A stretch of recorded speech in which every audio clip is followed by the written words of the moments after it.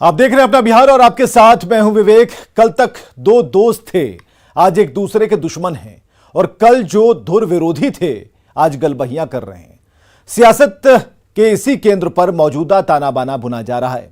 तकरीबन 3 दशकों तक साथ रहने वाले नीतीश और आरसीपी सिंह आज एक दूसरे को औकात दिखा रहे हैं। बिहार में सियासत की लड़ाई उसके बारे में कोई भी चीज मुझको बोलना, इस सबको मालूम है ना, मालूम न है राजनीति में लाया कौन। अब औकात तकाई। मुख्यमंत्री कैसा हो, मेरी औकात उनसे ज्यादा है, ये मैं बताता हूँ। 2 दशकों तक नीतीश कुमार और आरसीपी सिंह का दमदार रिश्ता तो पहले ही दरक चुका था। अब ये लड़ाई औकात और हैसियत तक पहुंच चुकी है। उनको भी पता है। नीतीश कुमार के तू तड़क का जवाब 6 दिनों बाद आरसीपी सिंह ने अपने अंदाज में दिया। नीतीश के पुराने दिनों की हैसियत भी याद दिलाने से आरसीपी नहीं चुके। कि 1982 में कहाँ थे वो? सड़क पर घूम रहे थे, समझे। और 1982 में मैं गांव में पढ़ कर करके मेहनत कर करके सिविल सर्विसेज की परीक्षा पास किया था, समझे ना। दिए थे, कभी परीक्षा दिए थे। एक बार परीक्षा इंजीनियरिंग पास करने के बाद किस चीज़ का परीक्षा था? नेवी का। पास किए थे, पूछ लीजिए। अरे देखिए, आप नेता बनाने वाले कौन होते हैं जी? आपकी क्या औकात है? आपको किसने नेता बनाया? जन्मते नेता थे क्या? आपकी क्या औकात थी 1977 में जब एमएलए का टिकट मिला? क्या हुआ था? हार गए थे। काहे हार गए थे? क्या औकात थी आपकी? दरअसल 6 सितंबर को दिल्ली में जब नीतीश कुमार सीपीआई नेता डी राजा से मुलाकात के बाद मीडिया से बात कर रहे थे, इस दौरान जब नीतीश कुमार से आरसीपी सिंह से जुड़ा सवाल किया गया था तो नीतीश बौखला उठे थे। इस सबको मालूम है ना, मालूम न है राजनीति में लाया कौन। उसके बारे में कोई भी चीज मुझको बोलना, इस सबको मालूम है ना, मालूम न है राजनीति में लाया कौन। उसके बारे में कोई भी चीज मुझको बोलना, इस सबको मालूम है ना, मालूम न है राजनीति में लाया कौन। जाहिर है दोनों नेताओं के बीच तल्खी बता रही है कि बिहार की सियासत अभी और गरमाने वाली है। न्यूज़ 18 के लिए आरा से हिमांशु मिश्रा की रिपोर्ट। तो सीएम नीतीश पर आरसीपी सिंह के हमले पर सवाल पूछे जाने पर जेडीयू संसदीय बोर्ड के अध्यक्ष उपेंद्र कुशवाहा ने जवाब देने से इनकार कर दिया। उन्होंने कहा कि आरसीपी सिंह का चैप्टर क्लोज हो गया और वे पुराने सिलेबस पर बात नहीं करना चाहते। इस बारे में तो हमने कहा है कि तो चैप्टर ही क्लोज हो गया है, पुराना सिलेबस है। पुराना सिलेबस का जवाब मांगेगा तो फिर हम वही उतनी ही बात कहेंगे कि पुराना सिलेबस का जवाब हम नहीं देते हैं, नया सिलेबस। बिहार सरकार के कृषि मंत्री सुधाकर सिंह ने अपने ही विभाग की पोल खोल दी। उन्होंने एक ऐसा बयान दिया जिसके मौजूदा सरकार पर सवाल खड़े हो रहे हैं। रिपोर्ट देखिए। कोई ऐसा हमारे विभाग में अंग नहीं है जो चोरी नहीं करता। तो चोरों का हम सरदार हैं और सरदार ही लगाएंगे। जी हाँ, बिहार सरकार के कृषि मंत्री सुधाकर सिंह ने भरे मंच से अपने ही विभाग की पोल खोल दी। कैमूर के चांद प्रखंड में किसानों को संबोधित करने के दौरान सुधाकर सिंह ने कृषि विभाग के अधिकारियों को चोर बता दिया, वहीं खुद को चोरों का सरदार बताया। साथ ही किसानों से पुतला फूंकते रहने की भी अपील की ताकि उन्हें याद रहे कि किसान उनसे नाराज हैं। अगर ऐसा नहीं करेंगे तो उन्हें लगेगा कि सब ठीक चल रहा है। कोई ऐसा हमारे विभाग में अंग नहीं है जो चोरी नहीं करता। तो चोरों का हम सरदार हैं और सरदार ही लगाएंगे। जब चोरी हो रहा था उसके सरदार हुए, तो आप कम से कम पुतला उतला फूकते रहिएगा तो मुझे भी याद रहेगा कि किसान नाराज है मेरे से। और नहीं फूकना बंद करिएगा तो यही लगेगा कि नहीं सब ठीक चल रहा है। कृषि मंत्री सुधाकर सिंह यही नहीं रुके। उन्होंने कहा कि सरकार तो नई बनी है लेकिन इसके चाल चलन अभी पुराने वाले ही हैं। बन तो गई है सरकार नहीं, लेकिन है वही पुरानी, उसके चाल चलन भी पुराने। और अधिकारियों का तो पूछना ही नहीं, वो तो अभी अंदाजा लगा रहे होगा क्या। वो तो इस चक्कर में है कि अच्छे चलो राजद वाला खेदेगा तो उधर दूसरे दल वाले के साथ हम लोग गलबहिया कर लेंगे। मेरी बात समझ रहे हैं? पूरा राज तो हम लोग का है नहीं, थोड़ा थोड़ा कहीं कहीं है हम लोग। कृषि मंत्री सुधाकर सिंह ने अपने ही विभाग में भ्रष्टाचार की बात स्वीकार कर सरकार की मुश्किलें बढ़ा दी हैं। हालांकि उन्होंने विभाग में स्थिति को बदलने का भी भरोसा दिया है। न्यूज़ 18 के लिए कैमूर से अभिनव कुमार सिंह की रिपोर्ट। सुधाकर सिंह के बयान का जेडीयू, कांग्रेस और आरजेडी ने समर्थन किया है। उनका कहना है कि उनके बयान से अधिकारी स्वच्छ तरीके से काम करने को प्रेरित होंगे। देखिए, सुधाकर सिंह जी ने जो एक बात कही है कि भाई उनको टोकते रहिए, नारेबाजी करते रहिए, ये बड़ा जरूरी होता है। लोकतंत्र में जन दबाव सरकार पर बहुत जरूरी है। जिस देश की जनता सरकार की जय जयकार करने लगती है, उस देश की जनता एक किस्म का गुलाम हो जाती है। जो दूसरी बात उन्होंने कही कि उनके विभाग में शायद कुछ भ्रष्ट लोग हैं, चोर लोग हैं, कुछ इसी तरह का शब्द इस्तेमाल किया है, तो उनको तो चाहिए कि ऐसे लोगों की सूची तत्काल निगरानी विभाग को वो पहुंचा दें, तत्काल कार्रवाई करें ऐसे लोगों पर। ये कांग्रेस की स्पष्ट मांग है। भ्रष्ट लोग मत बर्दाश्त कीजिए, कार्रवाई कीजिए। कृषि मंत्री आदरणीय सुधाकर सिंह जी का जो वक्तव्य है, उस वक्तव्य से स्पष्ट झलकता है कि अपने विभाग में जो वो काम करना चाहते हैं, वह काम विशुद्ध रूप से स्वच्छ तरीके से अपने काम को संपादित करने की दिशा में उन्होंने यह वक्तव्य दिया है। और मैं समझता हूं कि उनके इस नसीहत से उनके विभाग में लोग उनकी बातों को मानेंगे और स्वच्छ तरीके से काम करने के लिए प्रेरित होंगे। माननीय कृषि मंत्री जी के कहने का तात्पर्य कुछ और रहा है। उनका कहने का मतलब है कि भ्रष्टाचारियों को पकड़ना है, किसानों को, जनता को जागरूक रहना है, निष्पक्ष होकर वो भ्रष्टाचारियों को पकड़े। इधर सुधाकर सिंह के बयान के बहाने बीजेपी ने सीएम नीतीश कुमार को निशाने पर ले लिया। बिहार के कृषि मंत्री सुधाकर सिंह जी ने जो बात कही है कि बिहार में अब उनके विभाग में कोई काम हो नहीं रहा है, यह सच्चाई है कि बिहार में किसी भी विभाग में काम नहीं हो रहा है। चूंकि एक व्यक्ति की महत्वाकांक्षा की बलि बिहार चढ़ रहा है। नीचे जब देखते हैं तो शासन में एक प्रकार से पॉलिसी पैरालिसिस दिखाई पड़ने लगा है। अधिकारियों की चांदी हो गई है। अब लोग मौज ले रहे हैं, अधिकारी लोग। तो सामान्य लोगों के लिए कौन सोचता है, कौन कोई काम करेगा। राजद के साथ ऐसे भी जाना जंगल राज की तरफ बढ़ने का कदम था। तो नीतीश कुमार जी की महत्वाकांक्षा की बलि बिहार चढ़ गई है। जहानाबाद पुलिस ने 2 होटल में छापेमारी की है। 11 युवक 12 युवतियों को आपत्तिजनक हालत में पकड़ा है। कमरे की तलाशी में कई आपत्तिजनक सामान मिले हैं।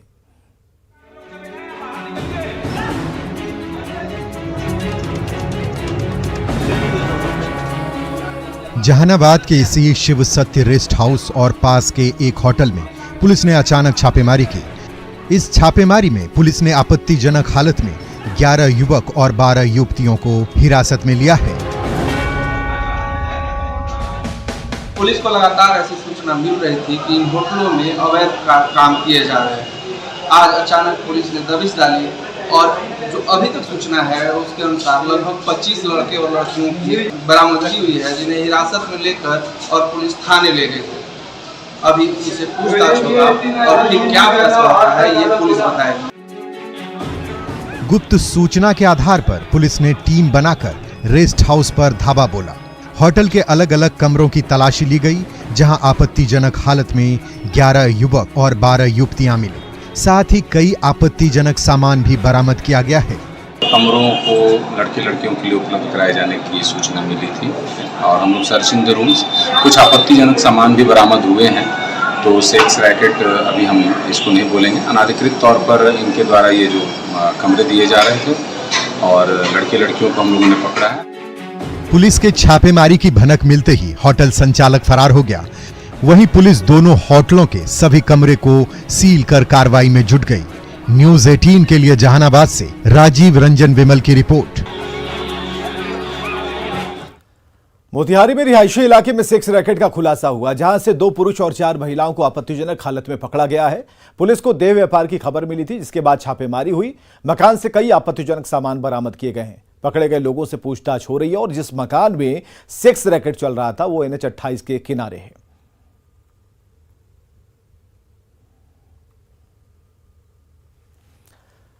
और वैशाली से बड़ी खबर है कि जंदाहा गैंगरेप मामले में SIT गठित कर दी गई है। आरोपियों की गिरफ्तारी के लिए SIT का गठन किया गया है। गैंगरेप के आरोपियों की पहचान हो गई है। जो SP का कहना है कि गैंगरेप के जितने भी आरोपी हैं सभी की पहचान हो चुकी है। गिरफ्तारी के लिए छापेमारी की जा रही है। SIT का गठन किया गया है। नाबालिग से सामूहिक दुष्कर्म से जुड़ा हुआ यह मामला, जिसमें SP का बयान सामने आया है। और उससे पहले एक बड़ी खबर है कि SIT का गठन कर दिया गया है।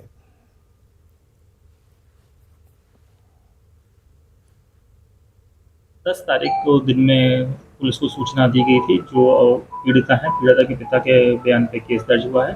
उसमें पीड़िता का मेडिकल 164 का बयान, मुआवजा हेतु प्रस्ताव चल रहा है, प्रक्रियाधीन है सारे कार्य, और SIT बना करके सभी संभावित इलाकों पर ताबड़तोड़ छापेमारी हो रही है। संदिग्धों से हम लोग उठा करके बातचीत भी कर रहे हैं। शीघ्र ही जो नेम्ड लोग दिए गए हैं एवं जो भी घटना कार्य में किसी भी रूप में संलिप्त होंगे, बहुत जल्दी हम लोग गिरफ्तारी करेंगे।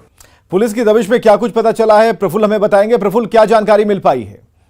जी देखिए, मामला दर्ज होने के बाद से ही पुलिस जो है वो काफी सक्रिय हो गई है और इसमें अभी तक जो मामला आया है, वीडियो देखने के बाद एसपी ने इस मामले में ये बताया है कि करीब 3 से 4 लड़के थे जिन्होंने इस घटना को अंजाम दिया है और उनकी पहचान भी पुलिस ने कर ली है। उनकी गिरफ्तारी के लिए SIT टीम का गठन किया गया है और एसपी जो खुद है, एसपी मनीष जो है, वैशाली एसपी, वो खुद इस पूरे मामले की मॉनिटरिंग कर रहे हैं और लगातार जो है SIT उन ठिकानों पर छापेमारी कर रही है जहां उनके होने की संभावना है। और मैं आपको बता दूं कि इस जंदाहा गैंगरेप कांड में परिजन जब सामने आए और जब ये वीडियो वायरल हुआ था, उसके बाद से परिजन की तरफ से प्राथमिकी दर्ज की गई। नेम्ड 4 लोगों को प्राथमिकी दर्ज की गई है। उसके बाद पूरे वीडियो को देखा गया है और जो वीडियो वायरल हुआ था उसको देखने के बाद से जो है वो प्रशासन ने लड़कों को चिन्हित किया और चिन्हित करने के बाद जो है उनकी गिरफ्तारी के लिए छापेमारी अभी कर रही है। लेकिन अभी तक पुलिस का हाथ जो है वो खाली है। एक भी आरोपी की गिरफ्तारी अभी तक नहीं हो सकी है। जी, बहुत बहुत शुक्रिया तमाम जानकारियों के लिए। इधर मुजफ्फरपुर के सकरा इलाके में महिला की किडनी निकालने का मामला शांत भी नहीं हुआ कि यहां एक और झोला छाप डॉक्टर की करतूत उसी इलाके से सामने आई, जहां एक झोला छाप डॉक्टर की लापरवाही के चलते एक महिला की जान चली गई। मामला सकरा के परशुराम पचदही का है। 4 सितंबर को महिला के पेट में दर्द हुआ। इसके बाद उसे परशुराम पचदही स्थित एक निजी क्लिनिक में भर्ती कराया गया, जहां का डॉक्टर उसका इलाज कर रहा था और महिला को पेशाब की शिकायत थी, जिसके लिए उसका इलाज शुरू हुआ। वहां काम करने वाली महिला ने को बुलाकर उसे पाइप भी लगवाया गया, लेकिन बताया जा रहा है कि गलत पाइप लगाने की वजह से मरीज को ब्लीडिंग हुई और इसके बाद उसे मुजफ्फरपुर के अस्पताल में भर्ती कराया गया। उसके बाद पटना रेफर किया गया। डॉक्टरों का कहना है कि प्राथमिक उपचार के दौरान लापरवाही के कारण महिला के शरीर से ज्यादा खून बह गया, जिसकी वजह से उनकी जान चली गई। पेशाब रुका हुआ था तो हम लोग इलाज करवाने के लिए लाए, जो कि हमारे पड़ोस में ही क्लिनिक है। तो यहाँ हम डॉक्टर साहब को कहे कि अगर सुई से ठीक हो जाता है तो ठीक है, नहीं तो पेशेंट को छोड़ दीजिए। तो ये कहें कि ना ऐसे है, ऐसे पाइप लगाना होगा, ठीक हो जाएगा। कहाँ पे भर्ती करा था? परशुराम पचदही में ही जो सकरा पड़ता है हॉस्पिटल है एक छोटा सा, उसी में। और खबर है मुजफ्फरपुर से, जहां शराब के नशे में शाहपुर मरीचा के मुखिया अमरजीत पासवान को गिरफ्तार किया गया है। इसकी पुष्टि डीएसपी पश्चिमी अभिषेक आनंद ने की है। मुखिया अमरजीत पासवान को नशे की हालत में उसके घर से गिरफ्तार किया गया। हालांकि इस दौरान पुलिस को विरोध का भी सामना करना पड़ा, लेकिन भारी सुरक्षा बल के साथ पुलिस ने मुखिया को गिरफ्तार किया। इसके बाद जांच में शराब पीने की पुष्टि हुई है। जब उन्हें कोर्ट लाया गया तो मुखिया के समर्थकों की भीड़ इकट्ठा थी। बघा से बड़ी खबर है, बाघ ने महिला को बनाया है शिकार। जी हां, वाल्मीकि टाइगर रिजर्व से निकलकर महिला को बाघ ने शिकार बनाया। बाघ के हमले में महिला की मौत हो गई है। जंगल के किनारे खेत में महिला पहुंची थी और इसी दौरान बाघ ने पीछे से आकर हमला कर दिया। इसमें महिला की मौके पर ही मौत हो गई।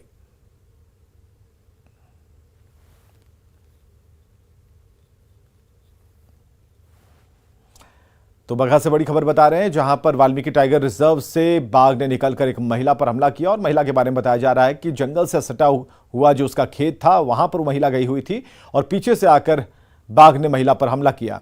और मुन्ना राज हमारे साथ फोन लाइन पर। मुन्ना, क्या बता रहे हैं वन विभाग के अधिकारी इस पूरे घटना के बारे में? कालाबेरिया गाँव है जो वाल्मीकि टाइगर रिजर्व से करीब 3 किलोमीटर दूर स्थित है और उस गाँव में एक महिला अपने खेत के तरफ घास के लिए जाती है और अचानक महिला घास काटने में मशगूल रहती है और एकाएक वहां बाघ पहुंचता है और महिला पर हमला बोलता है। मौके पर उसकी मौत हो गई है और मौत की खबर जैसे ही पहुंचती है वहां सैकड़ों की संख्या में ग्रामीण वहां पहुंचे हैं और काफी वन विभाग के प्रति लोगों में आक्रोश है कि लगातार हाल के दिनों में बाघों के पगबार इलाके में देखे गए और ग्रामीण लगातार इसकी शिकायत भी करते रहे हैं, लेकिन वन विभाग की तरफ से वहाँ कोई भी रेस्क्यू शुरू नहीं किया गया था, जिसको लेकर वन विभाग के प्रति लोगों का आक्रोश है। जैसे ही लौकरिया थाना की पुलिस वहां पहुंची है तो लौकरिया थाना के पुलिस को भी भारी आक्रोश झेलना पड़ा है और कुल मिलाकर कहें तो वहां माहौल ग्रामीणों में काफी आक्रोश है और गर्मा गर्मी का माहौल के बीच डेड बॉडी को वहां पुलिस ने उठा जरूर लिया है, लेकिन अब भी ग्रामीणों में वन विभाग के प्रति भारी आक्रोश है। जी विवेक, चलिए, बहुत बहुत शुक्रिया तमाम जानकारियों के लिए। ग्रामीणों का आक्रोश है, आखिर बाघ जंगल से रिहायशी इलाके में कैसे आया, ये सवाल है। बगहा में त्रिवेणी कैनाल नहर का उत्तरवारी बांध टूटने से कई एकड़ में फैले धान और गन्ने के खेत में पानी घुस गया। किसानों की फसल बर्बाद हो गई। ग्रामीणों का कहना है कि गंडक विभाग के अधिकारियों को सूचित किया गया, इसके बाद नहर का पानी वाल्मीकि नगर से बंद किया गया, लेकिन तब तक किसानों को लाखों का नुकसान हो चुका था। मौके पर गंडक विभाग के जेई समेत अधिकारियों की टीम पहुंची है, जिन्होंने बांध और कटाव स्थल का जायजा लिया है। हाजीपुर के महुआ में 2 जून को कृष्णा ज्वेलर्स दुकान में हुए लूटकांड में वैशाली पुलिस को एक और बड़ी कामयाबी लगी। पुलिस ने विशेष टीम गठित कर कुख्यात चंदन सोनार समेत 3 अपराधी को गिरफ्तार कर लिया है और साथ ही पुलिस टीम ने इनके पास से लूट का करीब 28 किलो चांदी और लगभग 300 ग्राम सोना बरामद किया है। वहीं पुलिस ने अपराधियों के पास से 3 देसी कट्टा, 7 कारतूस, 43,000 रुपए नकद बरामद किए हैं। लूटकांड का मास्टरमाइंड चंदन सोनार ही है, जिसने 3 आपराधिक गिरोह को मिलाकर कृष्णा ज्वेलर्स लूटकांड की साजिश रची थी। पुलिस ने अभी तक इस मामले में 14 लोगों को गिरफ्तार किया, जिसमें लूट की घटना को अंजाम देने के अलावा आभूषण खरीदने वाले, बेचने वाले से लेकर लाइनर तक शामिल हैं। बिहार को शराब मुक्त प्रदेश बनाने के लिए लोगों को जागरूक करने का अभियान लगातार जारी है, लेकिन इस प्रयास को चुनौती देती एक तस्वीर कैमरे में कैद हुई, जिसे देखकर आपकी हंसी छूट जाएगी।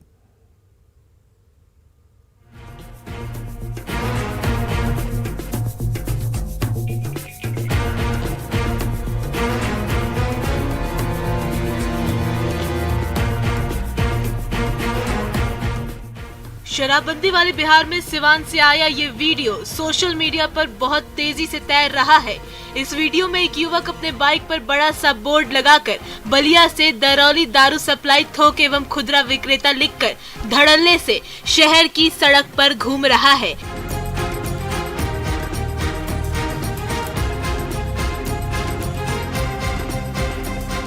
तस्वीरों में आप पुलिस को भी देख सकते हैं।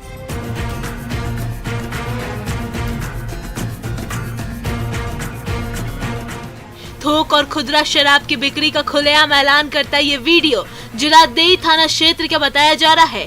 शराबबंदी वाले प्रदेश में सिवान पुलिस की मौजूदगी में ये युवक बिना किसी भय के उसके बगल से अपनी बाइक मुस्कुराते हुए चला रहा है और पुलिस के अलावा सड़क पर मौजूद तमाम लोग भी उसे हैरत भरी निगाह से देख रहे हैं।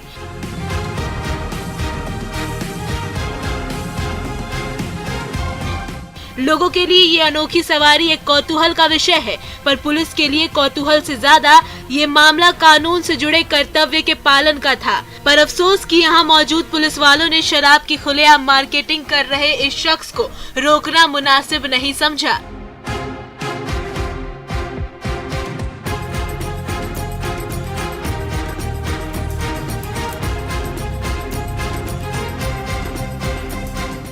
शराब के लिए लोगों को जागरूक करने में जुटी सरकार निरंतर ये प्रयास कर रही है कि राज्य के लोग शराब जैसे जहर से दूर रहे, पर इस शख्स की कारस्तानी ने इस मुहिम की हवा निकाल दी। अपनी बाइक को अनोखा रूप देकर सड़क पर उतर जाने वाला ये युवक दारू का थोक या खुदरा सप्लायर है या नहीं, इसकी पुष्टि तो फिलहाल नहीं हुई है, पर तेजी से वायरल होते इस वीडियो को देखकर सिवान के एसपी एक्शन में जरूर आ गए हैं। उन्होंने इस वीडियो के संबंध में फौरन जांच के आदेश दे दिए हैं। अब देखना है कि ये युवक क्या सच में दारू का थोक और खुदरा सप्लायर है या महज मस्ती और लोकप्रियता के लिए वो अनोखी बाइक सिवान की सड़कों पर दौड़ा रहा है। न्यूज 18 के लिए सिवान से मृत्युंजय सिंह की रिपोर्ट। और एक बड़ी खबर आ रही है पटना से। सीडीपीओ पीटी परीक्षा का रिजल्ट जारी हो गया है। बीपीएससी ने यह रिजल्ट जारी किया और यह बताया कि 883 अभ्यर्थी इस परीक्षा में सफल हुए हैं। 321 अभ्यर्थियों का ओएमआर रद्द किया गया। यह बड़ी खबर इस वक्त की।